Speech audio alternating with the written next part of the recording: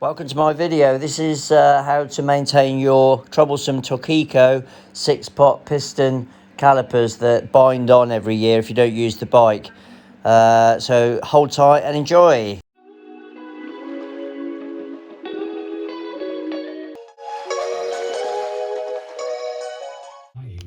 So you don't need a lot for doing this. You're going to need a socket set. I think it's a 22mm. I'll confirm in a minute. A blunt chisel or a blunt piece of metal to force the pistons back, a torque wrench to retighten the calipers, and an owner's manual.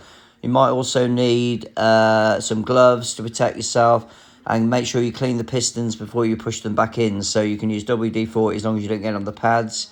In this case, we're leaving the pads on, so it's worth not using WD-40. You can use red rubber grease, but make sure you just use dish soap and water, warm water, to just clean off the pistons. If you push them back before cleaning them, you will ruin the seals.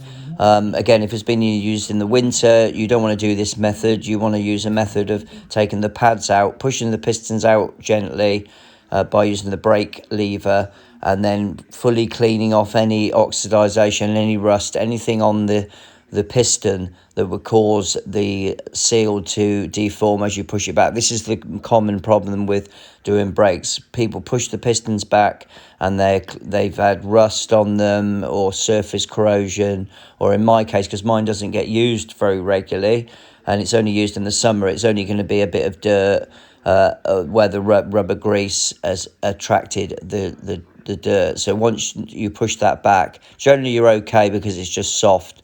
But anything like corrosion will just ruin those seals, and that's why they leak afterwards. You're always going to get corrosion if a bike's used in all weathers, etc. But this is just my dry summer bike.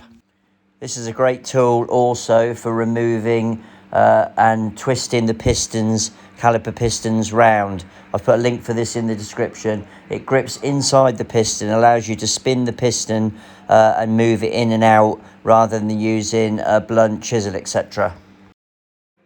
So use the correct socket.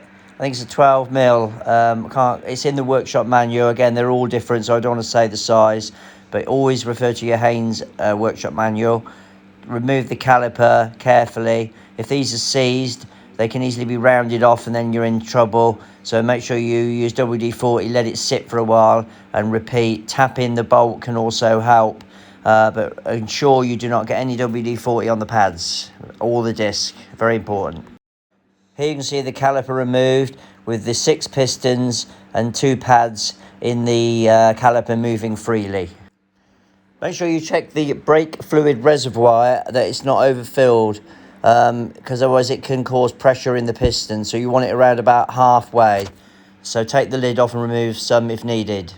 And use a pipette or pump just to remove some of that fluid. Obviously wrap rags all around. Don't want to get DO24 brake fluid on any of the metal if you do clean it off immediately. So here you can now see me forcing the pistons back by keeping the brake pads in. You can do this if the pistons haven't got any corrosion on, etc. I've given them a wipe over, and then I'm using the blunt chisel against the piston and the back of the brake pad. Don't put anything in between the brake pads, because what happens is those brake pads wear to the disc, and if you damage them, make them flatter in areas by levering in between the pads, it does affect your braking performance. Not so much on the road, but especially on track. You damage those pads, bind in lovely, wear in lovely with the pads and discs. So here you can see I'm using the flat chisel look, using the back of the pad against the piston, so I'm not damaging anything, and there's no chance of the piston, when I press the brake lever, popping out. So this is the best way of doing it. So once you've pushed the pistons back, place the caliper back on the fork leg, do the bolts up lightly, not fully torqued up yet, and repeat the process. So press the brake pedal to allow the pistons to then contact the pads and contact the disc. Let full pressure be applied. It'll take a few pumps. There'll be no brake initially until the pistons are forced back, and repeat this process a few times until all those six pistons here are moving freely. Once that's done and you've got the pistons moving fully, place the caliper back on and then do the other side. Make sure you torque these up correctly. I've got the torque, how to use the torque wrench in another video on the TL. I think the torque wrench setting's around about 15 to 20 Newton meters, but check your manual because I'm not sure between the difference from the TL1000S and the R. This is the R model.